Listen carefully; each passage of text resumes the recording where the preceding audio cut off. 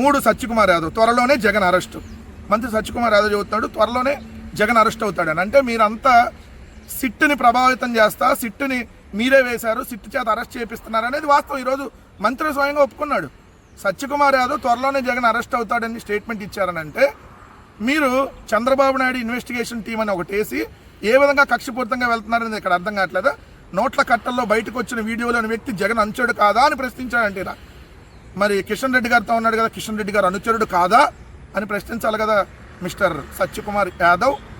ఎందుకంటే నీకు నియోజకవర్గ బోర్డర్లు తెలియవు, ఈవీఎంల మాయలో ఎమ్మెల్యే అయిపోయి మంత్రి అయిపోయావు, నోటికి ఏది వస్తే అది రోజు వాగటం నీకు అలవాటు అయిపోయింది. మరి వెంకయ్యనాయుడు గారితో దత్తాత్రేయ గారితో ఉన్నారు, మరి వాళ్ళ అనుచరుడు కాదా అని ప్రశ్నించాలి కదా. కూటమి ఏడాది పాలనపై జగన్ సొంత ఛానల్లో చర్చకు నేను సిద్ధం. ఎప్పుడు వస్తావో చెప్పు, చర్చకు మేము వస్తా, నేనే కూర్చుంటా. నీ కూటమి 14 ఏళ్ల పాలనలో నీ ఒక్క వైద్య ఆరోగ్య శాఖకు సంబంధించిన దాని మీద డిస్కషన్ చేద్దాం. ఎందుకంటే నీకు మిగిలిన ఏం మాట్లాడతాం కూడా చేత కాదు కదా.